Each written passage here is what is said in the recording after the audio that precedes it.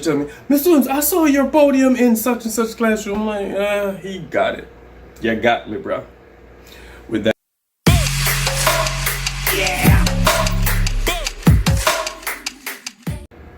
And welcome back to the Angry Teacher channel. I'm Richard Williams, the Angry Teacher. If this is your first time, thanks for coming by. Check out the other videos, check out the channel, and just enjoy yourself while you're here. I need you to also subscribe, hit the notification bell, and become a part of the family, a part of the community. We'd love to have you.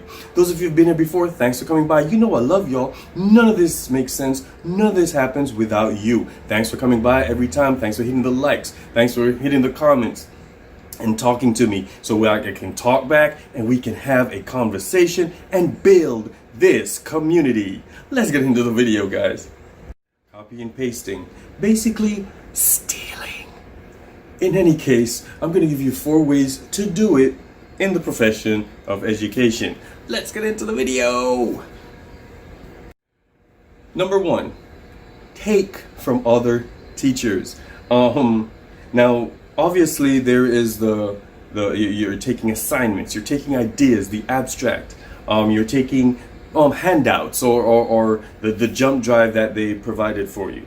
Or, they're telling you about this website that works phenomenally and you can use this. And when Johnny comes to you, make sure you don't do this with Johnny. So you're getting all that abstract information, ideas, you're getting equipment, you're getting tools that you can use in the profession. However, don't forget that you can also take stuff physically. Yep, especially if the teacher is retiring. If they're leaving, don't be too proud to ask for, may I have that stool? Because there's sometimes, and now with COVID hanging around, some things you can't put too many things in your classroom, but if we get back to some sort of normalcy, there's some things that are just great to have. Some kids will want to sit in that bean bag that teacher wants to throw away or cannot leave with because they're retiring, or they're going to another location, they're changing professions, they're going to a smaller school classroom, or they don't want the furniture anymore. Get the furniture. That bookshelf that you need for their SSR, the fancy looking couch in the corner, the rug.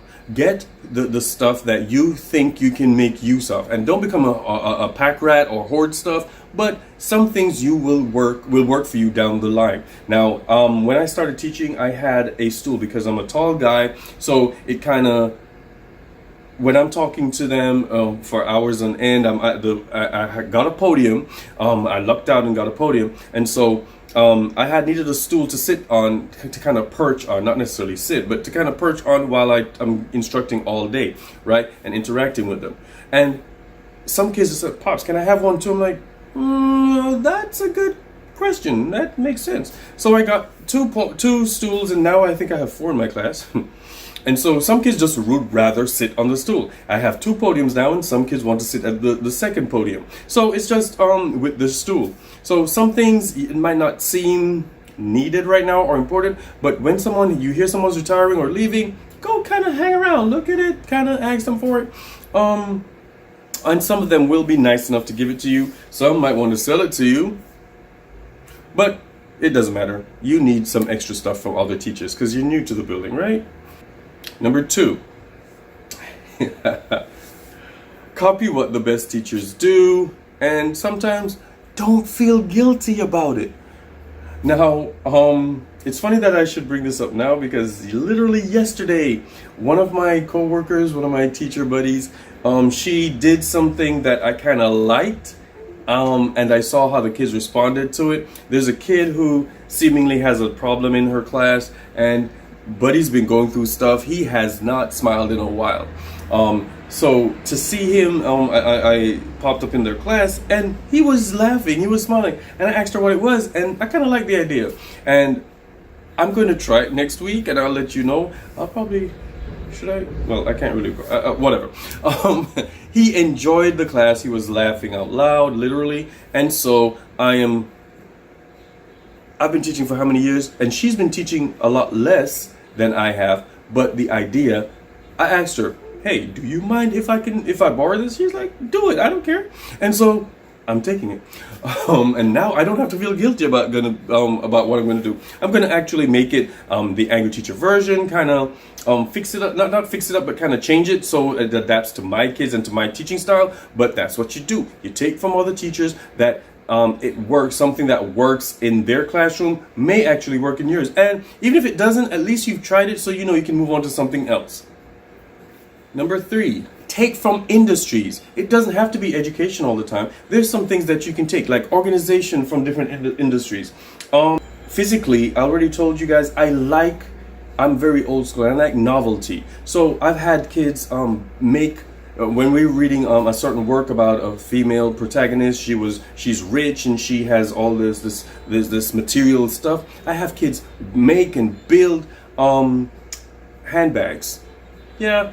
Purses, all that stuff, out of cereal boxes, out of boxes in general. So I would go and pick up some empty boxes, or they would go pick up empty boxes, or they'll tell their little siblings, "Come on, finish the cereal. I have to turn this project in. I have to fix the project." So there are things. My team teacher, if you will, or my coworker, she's had kids use those little baby dolls from the dollar store. I've gone to the dollar store and picked up supplies. Don't think you're relegated to only what is for education. I've taken in not necessarily plywood, but bits of pieces of wood so these kids can work and get more out of the lesson that way. So going to different industries, whatever works. Science boards. Even though I'm in English class, I use science boards all the time when they make their projects. I've gone into art stores, getting stuff for my class, for my kids, for the different modalities, for the different learning preferences. So go to different industries, see while you're walking around, while you're shopping for yourself, figure out think about things that are ways that you can reach that kid who doesn't do the regular open book, doesn't do the logging on and the typing all the time, or doesn't do the the reading out loud, or the interactivity where the teacher talks, you listen, you respond, and all that. There's some other ways to reach them from getting stuff from other industries. By all means, don't forget to like, comment, subscribe, and ring the notification bell for the next Dope Angry Teacher video. You know it, every Friday, Saturday, Sunday, there will be a new video dropped. Every weekend, all weekend, you can entertain yourself and you can educate yourself. By the same token, when you do all this stuff, number 4, please expect other teachers to do the same. If you've been stealing from everybody else, trust me, somebody's gonna like something you've been doing, or notice something that you've been doing, or when you come in the summer, or when when we have to go back those first 2 days or whatever, and everybody's fixing up their classroom, and you kind of leave yours open because you're running over to your co-teacher to kind of find something out, and you come back and your favorite couch is gone. Dang it, what do you do now? Well, that's just how it rolls, man. Some teachers steal from other teachers' physical stuff. I've lost some couches, I've lost some rugs, and I've actually walked up in some other people's rooms and seen one of the podiums that I struggled with to get from another teacher's classroom. So they stole it back from me, and I put my name on that bad boy, and it didn't make a difference. I walked up in there and they saw him. Kids would tell me, "Mr. Williams, I saw your podium in such and such classroom." I'm like, he got it. You got me, bro. With that said, expect teachers to do the same, especially if you have an idea that they like and they'll take it and they'll use it. That is humbling. It is flattering.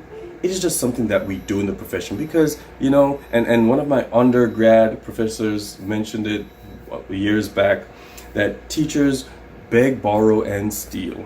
We gotta survive.